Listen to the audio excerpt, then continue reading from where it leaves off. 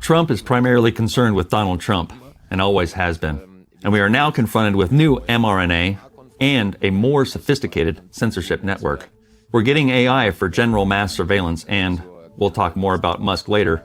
If you then look at OpenAI with Sam Altman, and what kind of guy that is, and how that relates to SpaceX's partnership with WiseKey in Switzerland, for example, there are EID solutions, electronic identity, for governments out of the box. In example, these industry-ready EID solutions. I don't know to what extent this is in line with my idea of freedom and why people don't look at it. So one time, the Democrats are deep state, and the other time, it's the Republicans. When it was George Bush's turn, it was the Republicans. They were the deep state. Then came the good Democrats and Obama with his HOPE program and all that. Then the Democrats were the good guys and won. And now the Democrats are the deep state again. Now the Republicans are the anti-deep state again. So that's always very nice to see there, this Hegelian dialectic of domination.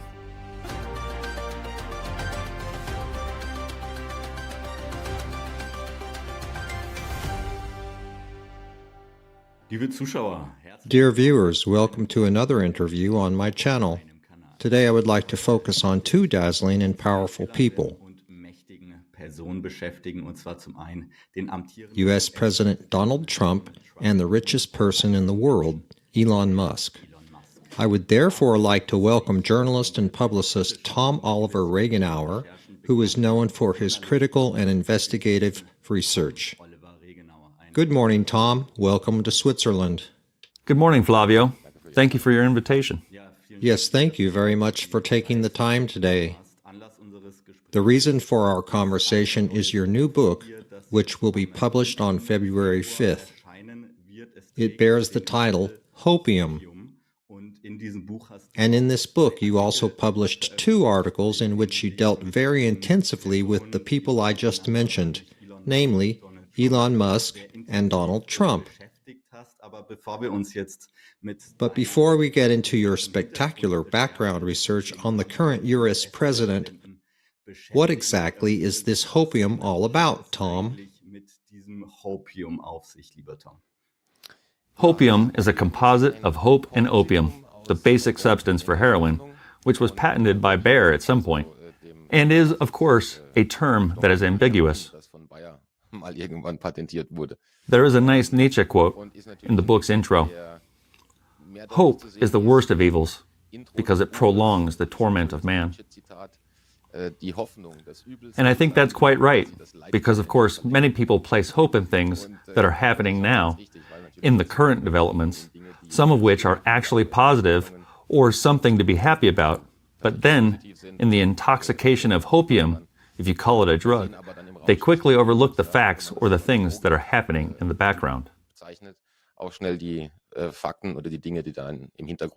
So from that point of view, we record this the day before it's published, so by the time we broadcast it, the book will probably already be out. And yes, if you then read the articles in the book, you can also see relatively quickly that a presidential election, you mentioned Donald Trump, doesn't ultimately trigger anything, that it doesn't change anything significantly. No matter how many decrees he signs and executive orders he issues, in the end, the big agenda, in example, the meta level of the UN sustainability goals, the EID, the technocratic developments, will not change as a result of presidential election, even if it's nice that the DEI is abolished somewhere. That was all announced. We can talk about it again.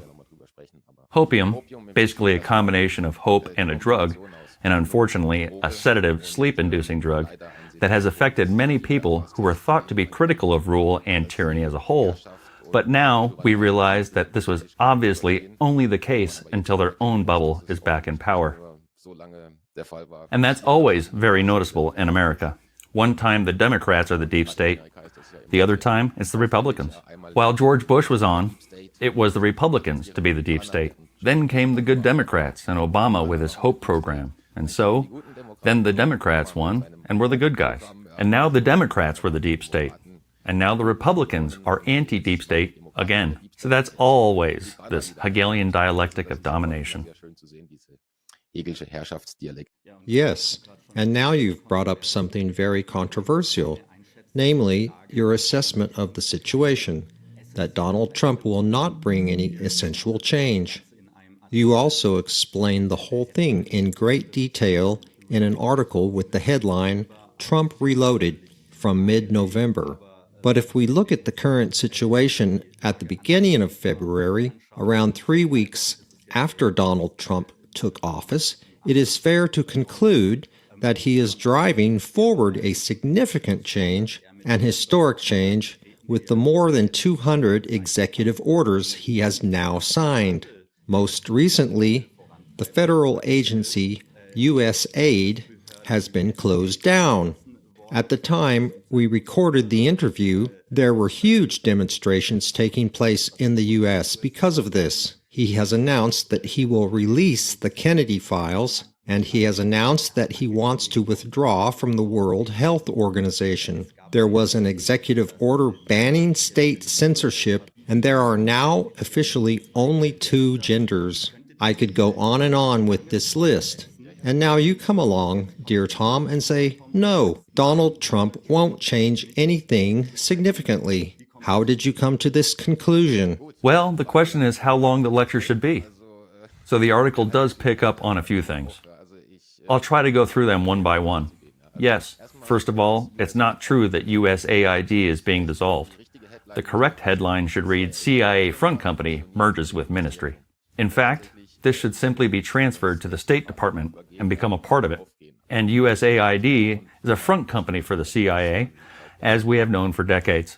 And many regime change activities had been carried out by USAID and the National Endowment for Democracy, a U.S. think tank, especially in South America. And so, the actual headline is, CIA Front Company merges with State Department. I doubt whether this is the way to defeat the deep state.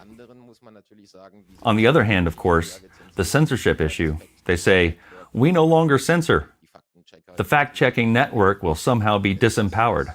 The fact-checking industry will be disempowered. On the one hand, this is pleasing, but it negates the fact that the fact-checking industry is no longer needed. In a technocracy, it works, as we know from Twitter. Don't confuse freedom of reach and freedom of speech.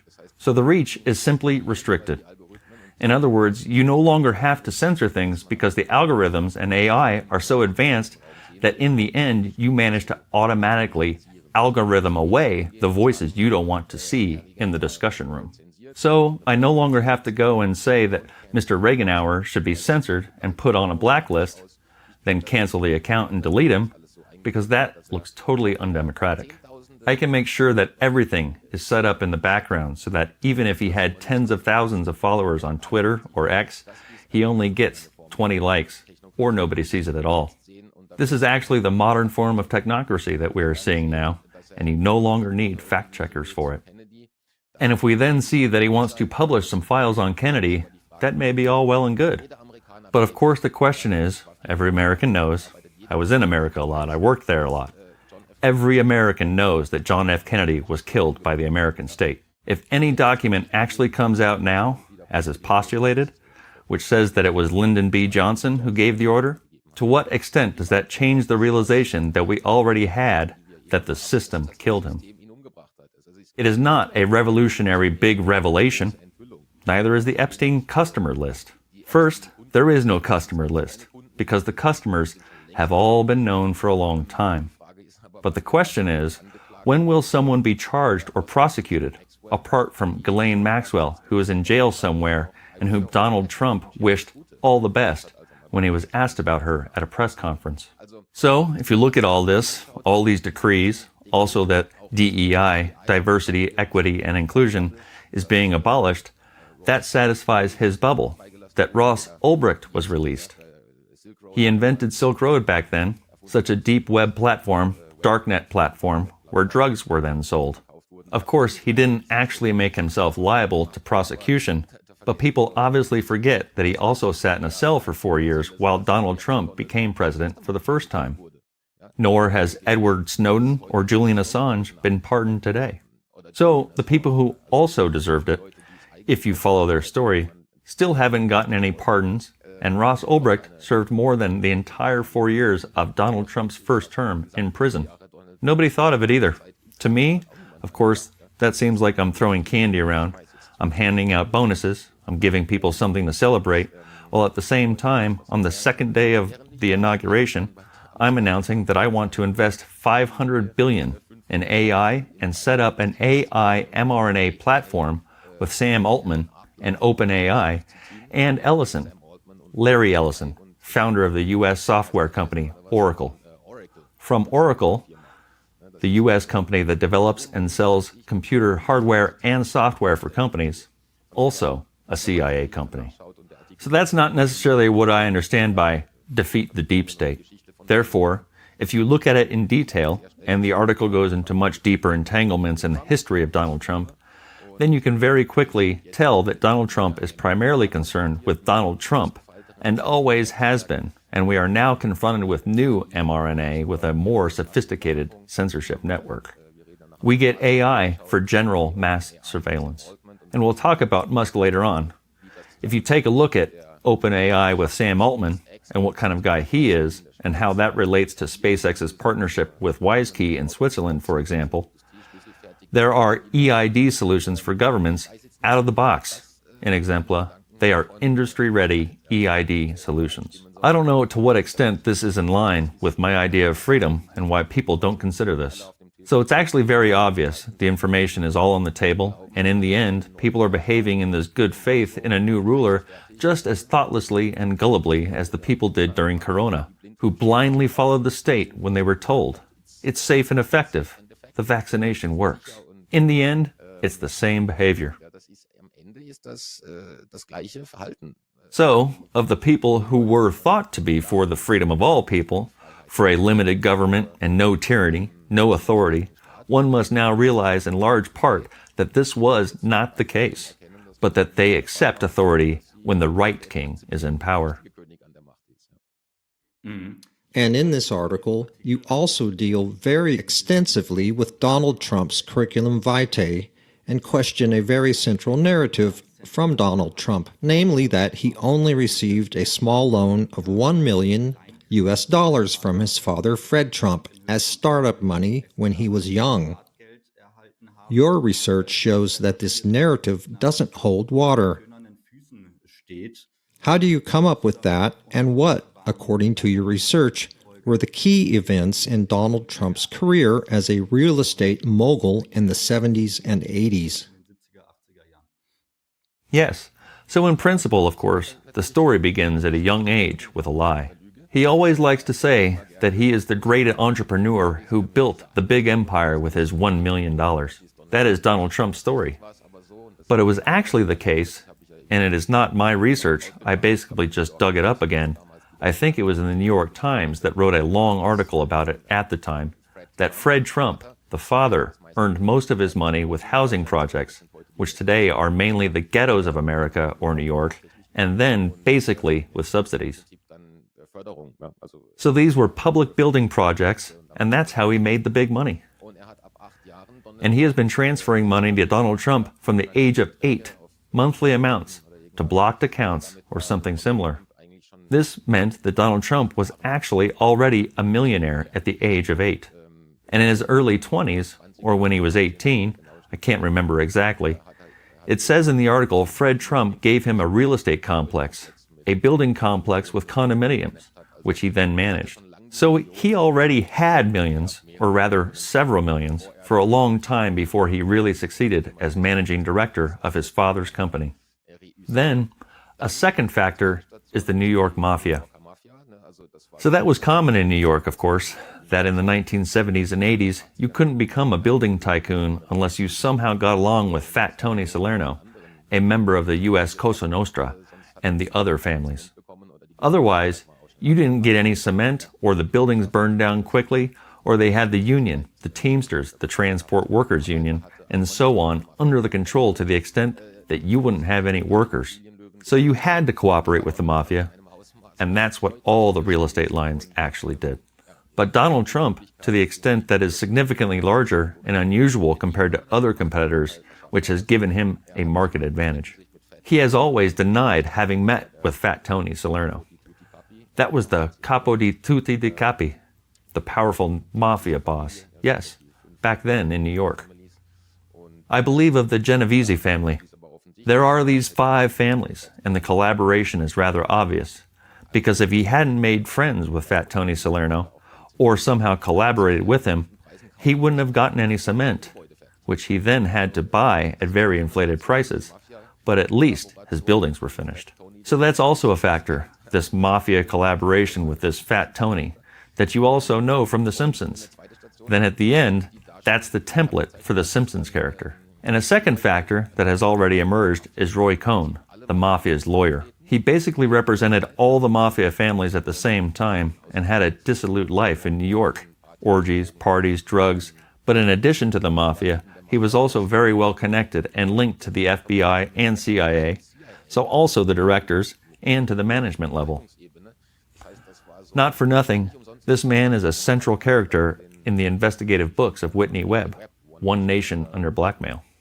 This is a central character who formed the link between the upper and underworld, between organized crime and the Secret Service complex. And that was Donald Trump's lawyer for decades. So that's a very close connection. They were very well connected and friends.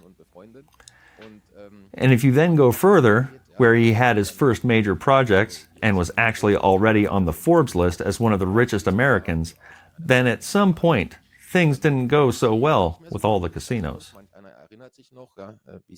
Some people still remember, some older readers and listeners will remember, that the Taj Mahal and other casinos were on the verge of bankruptcy.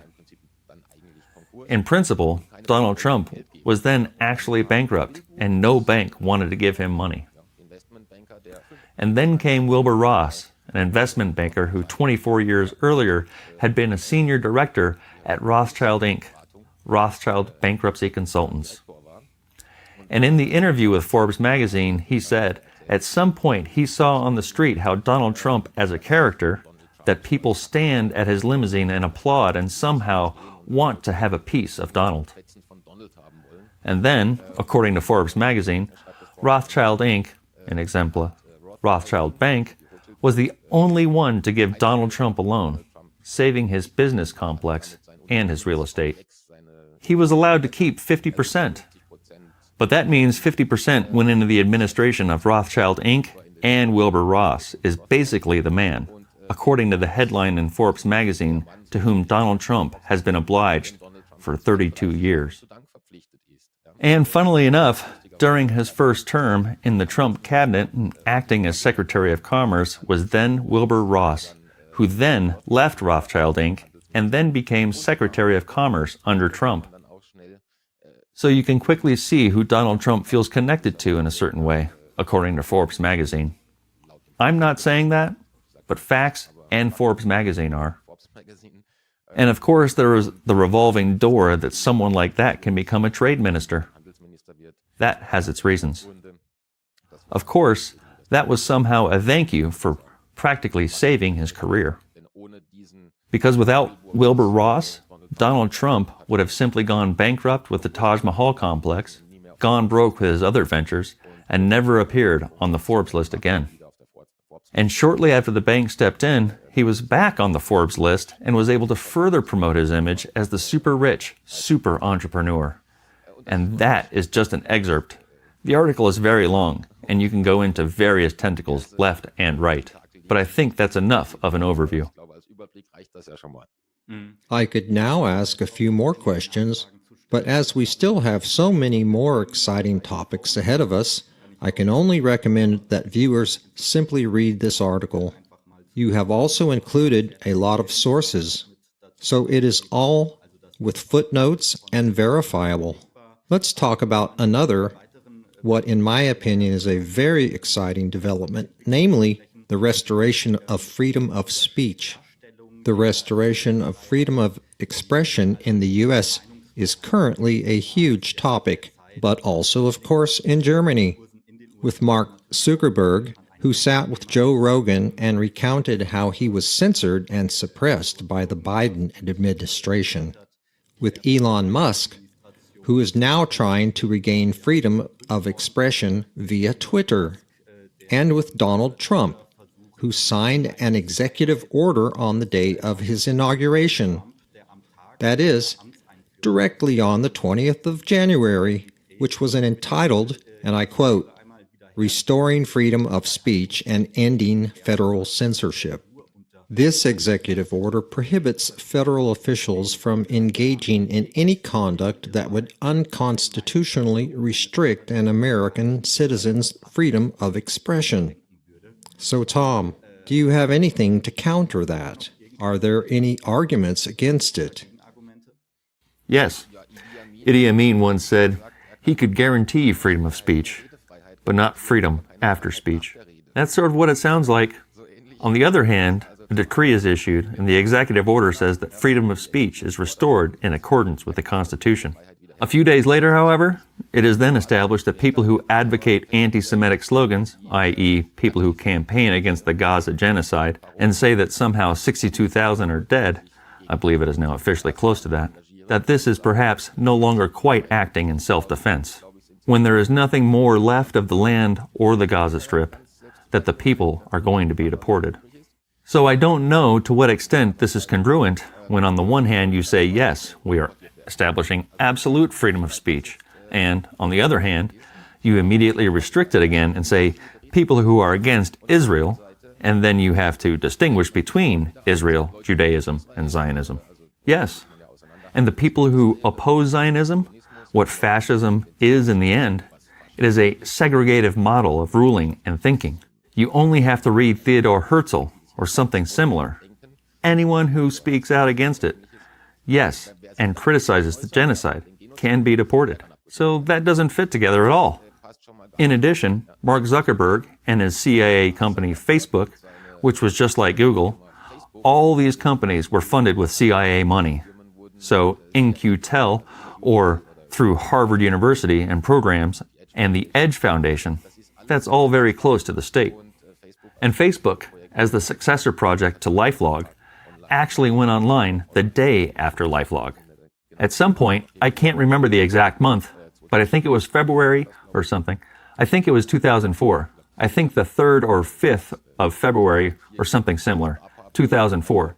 This DARPA project, LifeLog, went offline because there was a huge shitstorm from the data protectionists.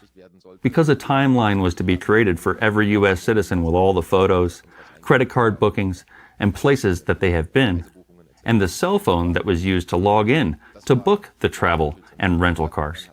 That was too much for the data protectionists, and then it was officially ended in Parliament, in Congress, and they stopped it. And the next day, Facebook went online with exactly the same functions. And today, everyone enters their data themselves voluntarily. So, then all these people are sitting around with Joe Rogan, who always presents himself as a critical journalist or a critical podcaster. But if, for example, Peter Thiel is sitting there, the boss or founder of Palantir, the most powerful surveillance company in the world, whose technology is also used in Germany, nationwide, in fact. When I wrote the article on Thiel last year, which is in the book, there were only 2 federal states, but now all federal states of Germany are using Palantir technology. They do predictive policing, which is Minority Report. These are the people who try to prevent crime before it takes place. And in the USA, there is also a new money laundering law that is intended to prevent money laundering before it is likely to occur. How do you want to do that? And if the technology is not accurate either, how do the falsely accused people explain afterwards that they weren't up to anything? So how are you supposed to talk your way out of this and defend yourself against predictive police? And that's what Palantir does. So all of this talk of freedom of opinion or freedom of speech restored, that's a campaign to manage the image. Like Thiel or Zuckerberg, people then go to Joe Rogan. We then spend 3 hours having nice conversations there on bro and buddy level. They're really cool with each other, and everything somehow seems so cozy. It's always so nice and cuddly. But not a single critical question of Peter Thiel, neither on the subject of the Bilderberg Steering Committee, nor on the management level, of which he has been a member for ages. No questions about Palantir, or his dead gay friend who was laying outside the building at some point, who was found, which is officially considered a suicide. Not a single critical question. The same with Facebook. No questions about LiveLog to Zuckerberg. No questions about the CIA connection in the background, the permanent surveillance, the data scandal, or anything else. Just the really superficial level of just admitting, oh, it was the evil Democrats. They forced us to censor, and now everything will be fine. And you can see that from the fact that Joe Rogan's first show after Donald Trump's election started with Joe Rogan saying, democracy actually works. Yes, democracy never worked before. The wrong people were always in power, elections were stolen, everything was really bad. But now, democracy works. Now, the right person has been chosen. Fantastic. The right person who then governs outside all democratic processes, not with legislative procedures. So if people proclaim themselves to be Democrats, they should actually start by criticizing the fact that Trump is constantly churning out decrees. Some 200 executive orders are anything but democratic. It's just like when the king kills the old king in the castle, then sits down and signs one decree after another. It is dictatorship. And then you go out, and it has to be done that way. Where are the legislative procedures and the democratic processes? That is completely anti-democratic if you think democracy is good. The U.S. is a federal state. You can't rule that way. But let's focus on the big picture.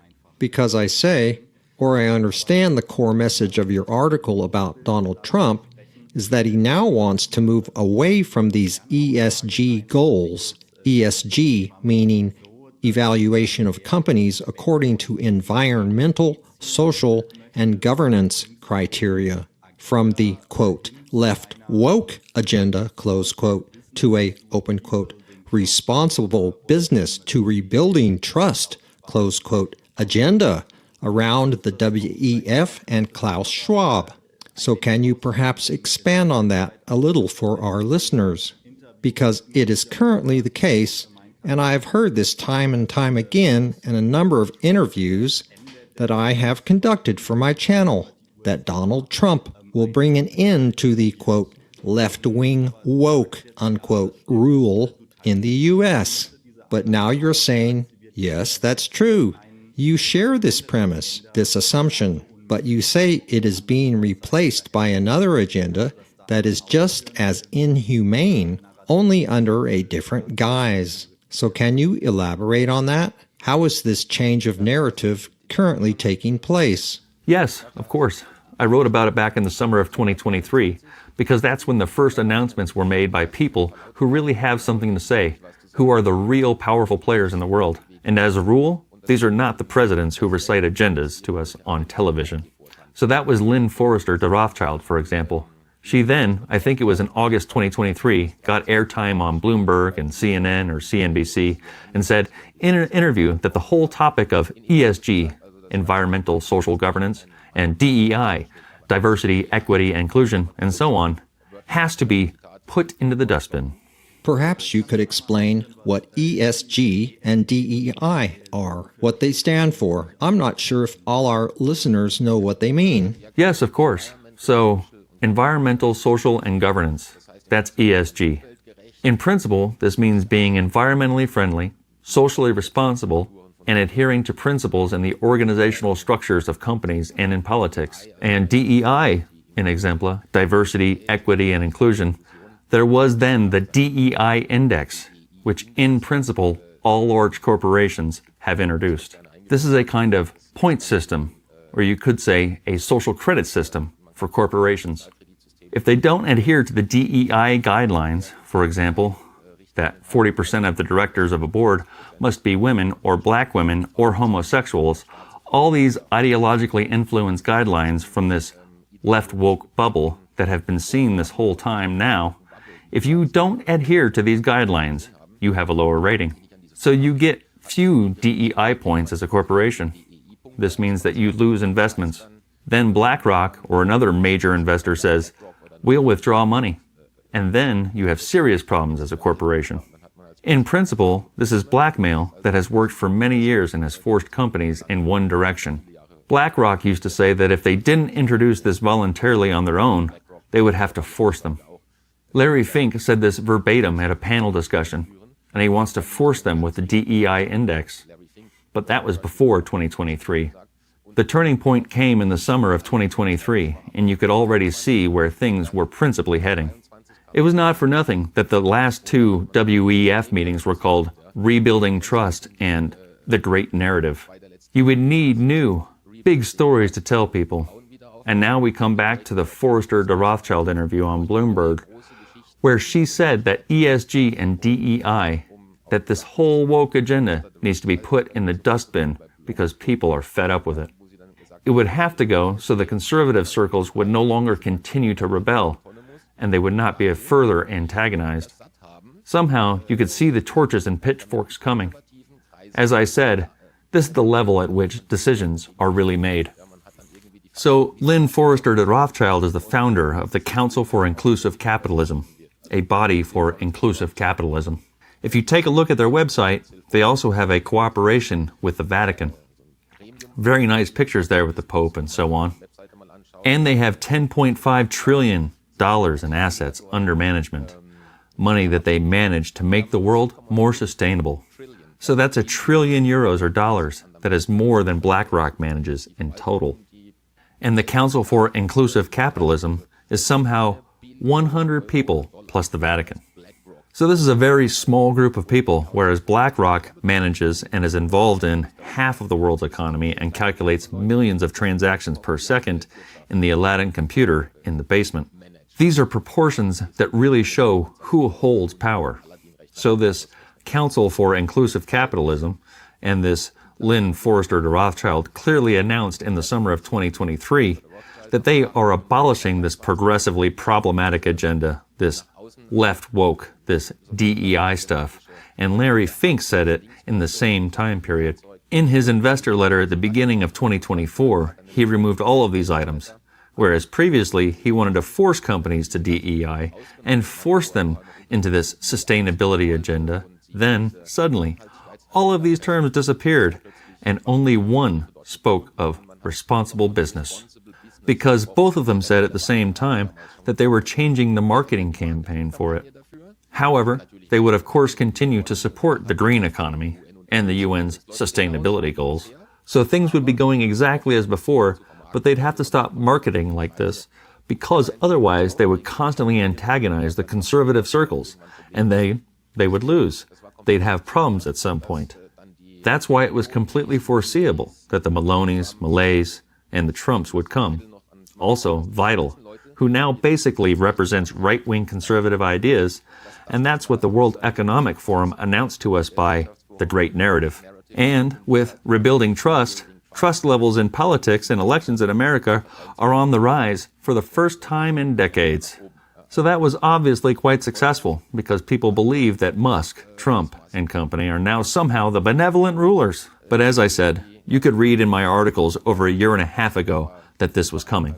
And it is clearly understandable that the people who then initiated it are now profiting from it. See the large corporations in Silicon Valley, big tech, etc. Yes. And now you're also saying that there are big sponsors behind Donald Trump. You've already named one of them, or two, respectively, Peter Thiel and Elon Musk, of course.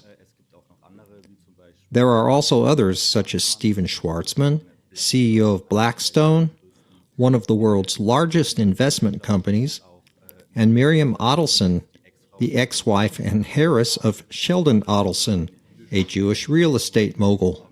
This legacy has made her one of the richest women in the world. She also co-financed Donald Trump's election campaign. So what is your research? Who do you think are the most important sponsors behind Donald Trump and the Donald Trump team? So for me, the most important one is Peter Thiel.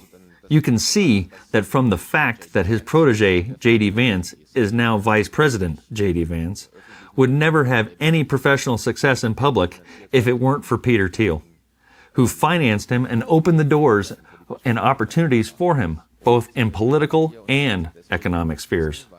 And Palantir and Thiel are the most important because, as I said earlier, Peter Thiel has been a member of the Bilderberg Conference Steering Committee for years, since 2012, 2014, just like Eric Schmidt and these people. Yes, it's a body that is much more influential and powerful in the World Economic Forum, which for me is more of a marketing department for globalist issues. Bilderberg is a closed conference. A select handful of people somehow get there. There are no more than 150 participants. They also have a website where you can look up when these conferences take place. I think its current boss is actually, if I remember correctly, Stoltenberg or the Dutchman, Rutte. In any case, one of the NATO people is now back in charge. And that's why Thiel is important, because he basically installed the vice president. This gives him a direct line into the White House. He has been active in the Bilderberg Conference for ages, which makes really influential decisions on geopolitical and geostrategic issues in the background. And secondly, Palantir. People often don't know this over here, but Palantir is simply an incredibly powerful company. It's like the fact-checking industry, which has taken over censorship for the state because the state says, we have freedom of expression. These are private companies that censor you and block your accounts. It's not our fault. That's house rules. The same reasoning applies at the level of security and intelligence services, because this then is Palantir, a private company that practically has drones with artificial intelligence select the victims in Israel and shoot them down automatically, although the accuracy rate is estimated to be somewhere around 50%. Yes, it's dystopian, and this predictive policing is now being used in America. People are arrested because of their social media comments and behavior, or are convicted of crimes they didn't commit because they might commit them in the future. So if I start researching tomorrow about how to build a bomb, only just because I'm interested, I may well be arrested as a future bomb maker. And how am I supposed to defend myself then? Please. So this is highly dangerous, and the German police authorities, for example, use Palantir on smartphones or on their computers to scan people's faces during traffic checks, or to have biometric data, fingerprints, or the similar. And when they open Palantir's profile for Mr. Max Musserman, they can see what data Palantir has on this person. And in my article on Peter Thiel, I quote from, I think it was from the Washington Post or New York Times or Daily Mail reporter, who was once allowed into Palantir's headquarters in London. And he said it looked like something out of a James Bond film. There are these huge screens, like a control room with thousands of buttons. And then you see a very small image of the Earth, and then you enter the name Max Musterman, and then in just 30 seconds, it shows which satellite is aiming at him, or which three are triangulating him. And then all the entries that Palantir has about this person appear. And this does mean all entries, from the very first search query at the age of 18 on Google to the last rental car booking and credit card payment in Bali on vacation. Palantir has every data point on this person, and also every photo, because Clearview AI is in the background. This company that can calculate all 100,000 people out of a concert photo and make large calculations about people you don't even recognize on the photo. There are thousands of photos of people, of which the people don't even know they exist. Airport surveillance cameras, gas station surveillance cameras, everything that is connected to the internet and Palantir builds up on a database in the background. And the authorities can then access and view this database if they pay money for the license. And that includes all the photos you deleted from iCloud, like those with your girlfriend you took once naked, secretly at night somehow, quickly, whatever. Things that you have bought, porn magazines, most intimate data, the entire Instagram and YouTube usage behavior, everything. They simply have everything. And in just a few seconds, they can tell that this person with this phone, social security number, and this car at this location are within 6 meters. And that takes 30 seconds. And that's Palantir. And if you are somehow afraid of technocracy and the global surveillance state, this is exactly the corporation that will introduce it. And Peter Thiel's protege is now vice president. And OpenAI, with this mRNA platform, with Ellison and Oracle, as Catherine Austin Fitz has said, that's Operation Warp Speed 2.0, because artificial intelligence is then used to set up surveillance networks, and people have no idea how powerful they are. What was Operation Warp Speed, perhaps in the context of the Donald Trump vaccination campaign? Oh yes, that's right. Donald Trump always likes to call himself the father of the vaccine. And people say, well, he has learned from this Operation Warp Speed, his militarized mass vaccination campaign that gave millions of Americans this injection. And then, when I write that in an article, I'm told that he's learned from it, that he sees things differently now, and then he posts on Truth Social, his own social network. I think it was on the 17th of November, how proud he is that after 5 years, he is now somehow celebrating the anniversary of Operation Warp Speed. A great achievement, yes. Even RFK, Robert F. Kennedy Jr., said at his hearing that this was a great action and that Donald Trump's leadership in Operation Warp Speed was fantastic. And as I said, day 2 after the inauguration, anyone who thought mRNA would now be banned or that there would be a reappraisal on corona now gets mRNA AI and Operation Warp Speed 2.0. And yesterday, Howard Lutnick, the lead author at the United States Secret Service and U.S. law enforcement agency, I think it was yesterday, stood next to Trump and said, yes, we're now setting up this new fund here so that the government has a stake in private companies and their profits. If we now sell 2 billion COVID vaccinations, we want to make a bit of money from them. Well, as I said, it's all exactly the same overarching agenda. There will also be no withdrawal from the UN. Yes, the World Health Organization, all well and good. The pandemic has also worked very well without the World Health Organization. In exempla, the Pandemic Treaty, or something similar. If you wanted to change something, you would have to leave the UN, which is what I keep saying, not the World Health Organization. So from that point of view, it all continues. And I recommend that people read this Peter Thiel article in particular, because this person has significantly more power, just like Lynn Forrester de Rothschild or Larry Fink. All three of them have significantly more power than the U.S. president. Would you say that these people, in this case Peter Thiel and Palantir, have more power than Elon Musk? Absolutely. Elon Musk is actually also just a front figure for me. I've just presented it in this current article, which will be published in January. It's not in the book, but you can read it all on my website for free. People always have this image of the super entrepreneur, the revolutionary entrepreneur and inventor. He didn't invent PayPal. That was Peter Thiel, for example. And Musk then took over the business. He didn't invent Tesla either. That was 2 other people. Nobody can tell me this. How is it that I'm supposed to work, purely logistically? The man spends his whole day on his Twitter account, tweeting one thing after another, posting. But at the same time, he runs 5 companies, inventing everything from revolutionary new Neuralink brain chips against the evil brain chips and the evil AI. And what is most crucial is the close connection to the Pentagon and the fact that Elon Musk's entire finances, i.e. a large part of his assets and turnover, are based on government contracts. SpaceX is basically NASA's extended workbench, and a large part of the entire turnover there is generated by billions of grants from the Pentagon and Secret Services. By launching CIA satellites into space and by using Starlink, which makes satellite technology for the internet available worldwide, but is also linked to the NORAD database. This means that everyone who uses Starlink is indirectly connected to the database of the American Air Defense Authority, NORAD. You can look up what it stands for, NORAD, the North American Aerospace Defense Command. But in any case, it is the military air surveillance that also failed on 9/11. Starlink is attached to it, and there is also Star Shield. This is the CIA version.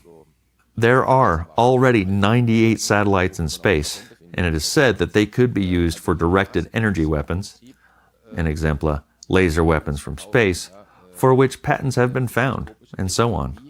So Elon Musk is basically trying to sell us this dystopian technology to be a good thing.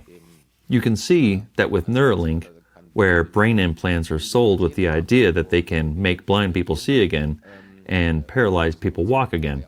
And we need to equip ourselves with AI to be able to stand up to the evil, dangerous super AI at some point. And it's just a completely outrageous narrative at the end and goes in the direction of transhumanism.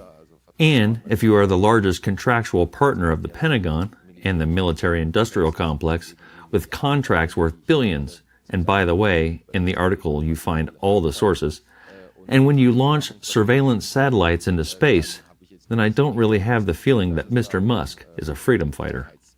And then you can go into the backgrounds of technocracy. After all, his grandfather, Hodelman, was the head of Technocracy Inc. in America, i.e., the research department in America, and then the head of Technocracy Inc. in Canada, the technocracy movement. And Musk has already posted 5 or 6 times on his Twitter profile alone that the alternative form of rule to capitalism or socialism was technocracy. Let's build technocracy on Mars. And then people post underneath it, yeah, great, Musk. But nobody looks up what technocracy actually means. This is tech fascism, and much worse than any form of fascism we have ever had in history. Tom, why don't we end our discussion of the great Donald Trump and take a look at one of his cabinet member appointments? You have already teased our audience by briefly mentioning an important appointment, namely that of Robert Kennedy Jr. as U.S. Secretary of Health and Human Services. He has announced his MAHA program, Make America Healthy Again, and Dr. Jay Bhattacharya, if I pronounce that correctly, has become the director of the National Institutes of Health in the U.S. He is a professor at Stanford University and was co-author of the Great Barrington Declaration, which was one of the most profound critical documents of the coronavirus measures at the time. This also gives many people hope that this appointment will lead to a reappraisal of the corona measures in the U.S.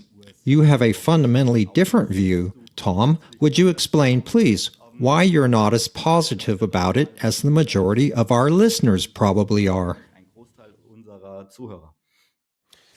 So, the Great Barrington Declaration by Mr. Bhattacharya, I don't know how to pronounce it correctly either, but Aya Velasquez interviewed him, by the way. Right. A very worthwhile interview. I highly recommend watching it on their YouTube channel. Exactly. So I'll grant him that he means all of this authentically and that he's a good man. But I see RFK, Robert F. Kennedy Jr., differently. He also appears in my Trump article. On the one hand, because there were Epstein connections there too. He says he only flew twice on the Lolita Express, Epstein's famous plane. Like Gates and so on, they were once guests. Or Bill Clinton, who flew there 15, 16, 18 times, where orgies with minors took place. So RFK Jr. was on the Lolita Express twice, but says he flew with his family and didn't have such a close connection to Epstein. Okay, good. But in the same sentence, or in the same postscript, he then says that the flight only came about because his wife had a very close connection, a relationship with Ghislaine Maxwell, which is basically just as well Jeffrey Epstein, because she has been Epstein's left and right hand for ages. There's that, and then there's no more explanation as to what kind of relationship RFK's wife had with Ghislaine Maxwell and why there are flights. It would be interesting to know.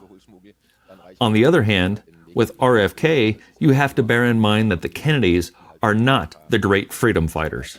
They are also just an oligarchic family who made their money with opium and then got rich smuggling alcohol, and then somehow found their way into power. That's also just one of the families that belong to the ruling caste in America, like the Bushes and others, the Morgans and Rockefellers. Then you have to look at RFK sitting there at the Senate hearing, or whatever, and then praising Donald Trump's Operation Warp Speed, the public-private partnership to accelerate the production and distribution of COVID-19 vaccines. Or not explicitly speaking out against mRNA as a product. And in the end, he is also tacitly curating, overseeing, the new AI $500 billion investment in further mRNA against cancer and etc. You would expect him, as the great reappraiser of the pandemic and anti-vaxxer, and thus mRNA skeptic or opponent, to stand up and say, this is not possible at all. We have to do something else here somehow. mRNA itself as a platform is the problem. And I think everyone who is a little bit informed knows that by now. Spike proteins, nanoparticles, impurities, DNA impurities. We're not going to start again with this topic here, and I don't see any clear positioning there.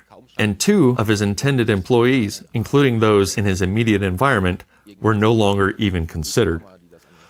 To what extent this man can do anything about it, even if he means well, I'm not even denying that he might mean well, but you can already see from his first developments that he can hardly manage to do anything about this mRNA as a product. And against Big Pharma, who wants to sell it to the people? Against the billions in investments, and against the bureaucratic machine standing beside Donald Trump in the form of Howard Lutnick saying that if we are somehow to sell billions of COVID vaccinations again, we would finally be making money through the new investment fund. This is a controversial character. I appreciate he said some critical things during the pandemic, the alleged pandemic, so he supposedly might say some reasonable things.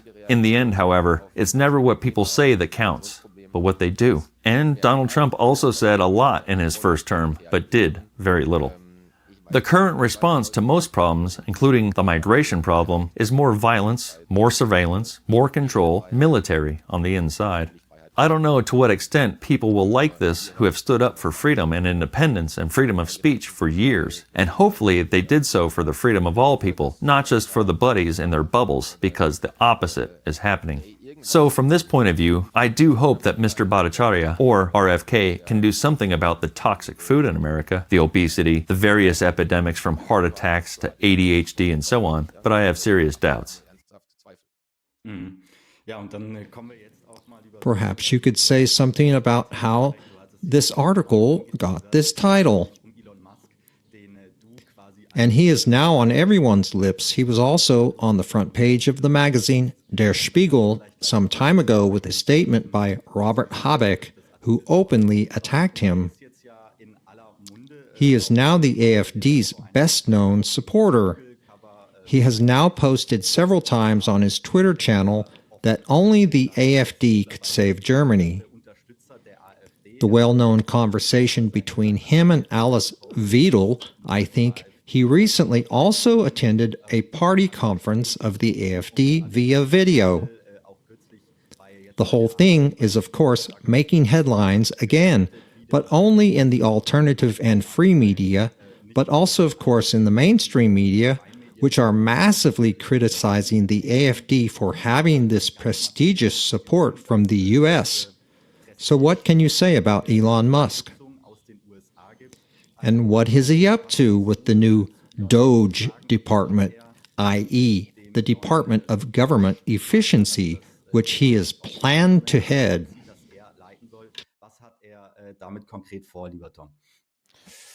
Right, so the title of the text you mentioned is The Eloi. And that's only funny because there was the movie The Time Machine, based on the novel by H.G. Wells. And there is this people living as the successor species of Homo sapiens. They are basically bred as the main course for the Morlocks. These are the monsters that live underground, and the Elois running around on the surface, who of course look like humans in the movie. And they are basically the useful humans, the food. And whenever a siren goes off, the utility man has to run into such a gate as if hypnotized, apathetic. They all run into the gate until it closes, and then they never come back because they are all eaten by the Morlocks. It's actually a cool movie. Many people will probably remember it from their childhood, and it also comes out around Christmas time. I only found that funny because in the description of the characteristics of these Eloi, they are described as lazy, gullible, sluggish, lazy thinkers. And then I don't remember exactly what it says in the introductory paragraph of the text. They have lost centuries or millennia of thinking, logical reasoning, culture, and critical thinking, etc., and are actually just existing. They are content to exist, so they vegetate, eat, celebrate orgies, drink, and then, when the siren goes off, they go to the slaughterhouse. And if someone falls into the water and drowns, they stand next to them and just watch, but no one has the empathy to jump in and help. And I think that's actually a very fitting parable for our society, when everyone has their face stuck in their phone. If the stupid woke neighbor is now beaten up, then that's perfectly fine. He's been annoying us for 4 years now with this wokeness and DEI, so it's okay to give him a slap on his fingers. And so it's okay for our billionaire to get involved in politics. Imagine Bill Gates getting airtime on public broadcasting and interfering in pandemic policy or something similar. Unthinkable. An evil billionaire? Extra parliamentary influence? But if our billionaire does it, that's great. Elon Musk is the George Soros of the right-wing conservatives, as far as that's concerned. So if you believe in democracy, I don't know how you can applaud the fact that billionaires get involved. Not just in Germany with the AfD, but also in the UK, where he then rants about how Keir Starmer has to go and the migration policy somehow, and the grooming gangs, and what's going on there. He interferes in the same way in the UK as he does here in Germany with the AfD. That's one of the double standards of the right-wing conservatives. They suddenly think it's okay when the billionaire gets involved. But when Bill Gates somehow spends 15 minutes on the news talking about vaccinations and his Gavi and stuff, everyone thinks it's terrible. And these are the people who also think it's okay when Antifa is beaten up by the police at rallies. But when the anti-vaccination campaigners are beaten up, the critics of the measures, that's terrible. This is about freedom. But they don't think Antifa should have an opinion, so that's a double standard. If there is a freedom of opinion, it applies to everyone. And if you then look at what else Musk is up to, you can then read the article. It's 12 or 13 pages. I can't even summarize it all now. But one of the most interesting projects, as I mentioned briefly at the beginning, is the collaboration between SpaceX, i.e. his space agency, and the Swiss company WiseKey. WiseKey is based, I think, as a holding company in Zug, and then has a subsidiary in Geneva called WiseSat, W-I-S-E SAT, or W-I-S-E Key. And you can have a look at their website, WiseKey. Interestingly, the company has been around for decades. It's listed on the NASDAQ, on the stock exchange, and on SIX. Yet it has no Wikipedia entry.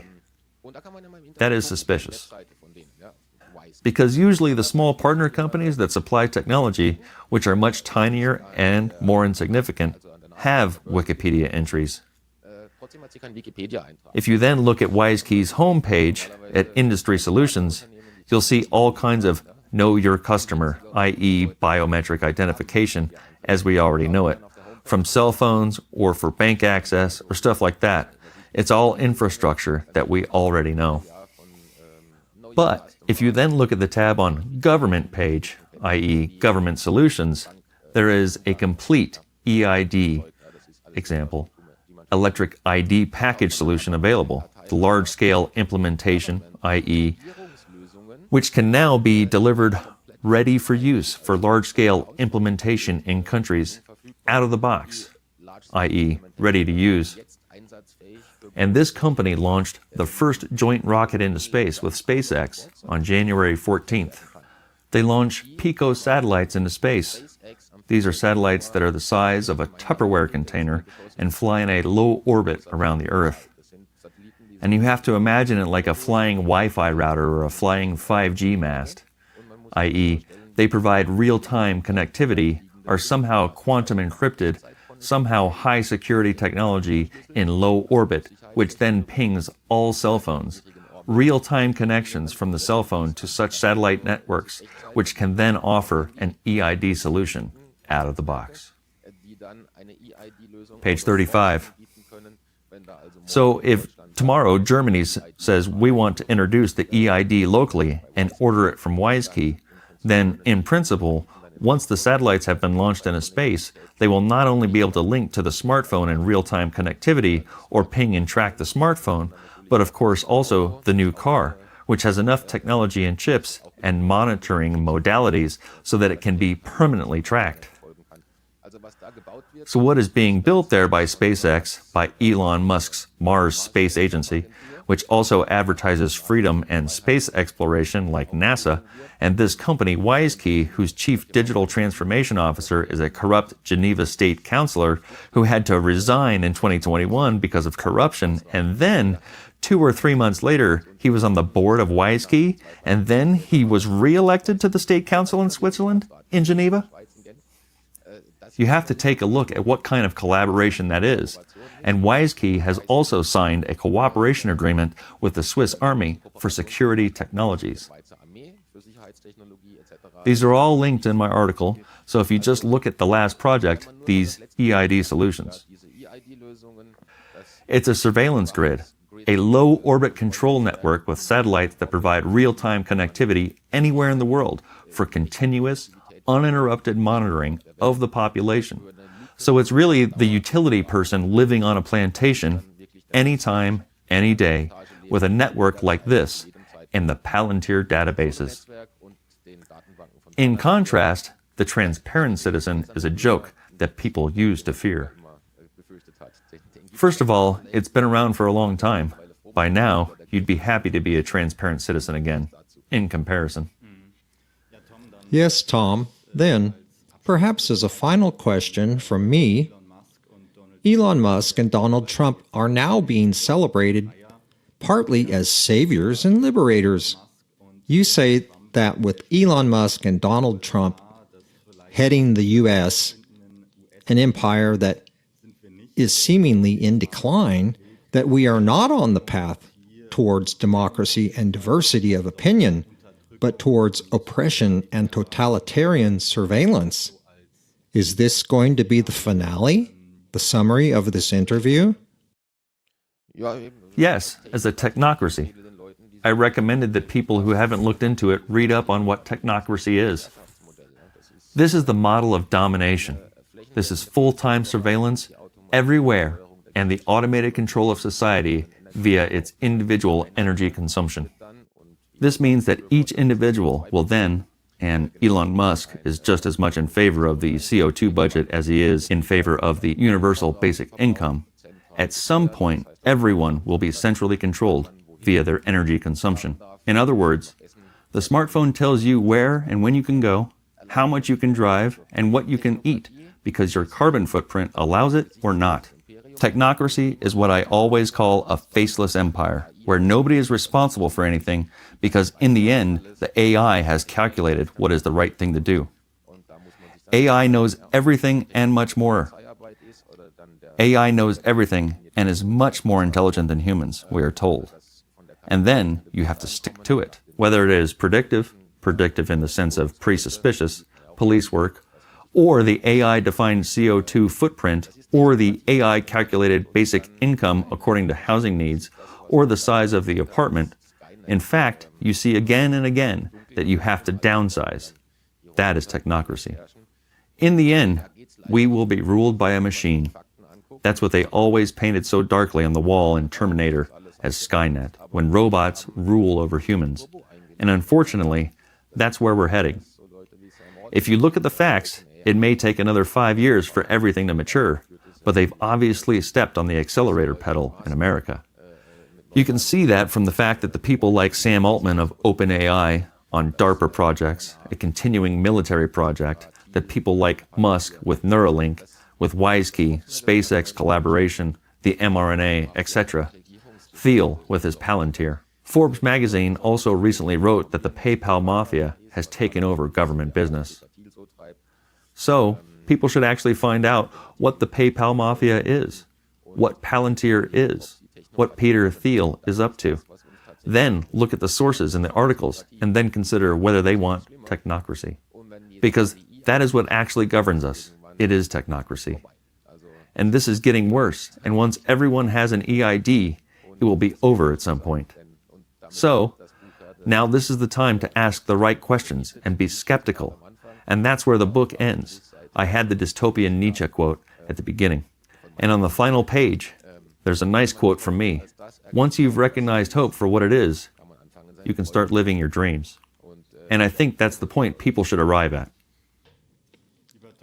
Dear Tom, that's a strong closing statement on your part.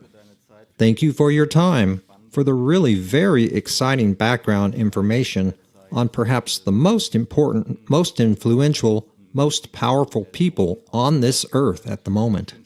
I wish you all the best for these truly historic times. Stay well, and I look forward to meeting you here again soon for another conversation, for more background information. Thank you, Flavio. Dear viewers, thank you for joining us again today. I wish you all the best. Stay well, and see you soon here on my channel. Bye-bye.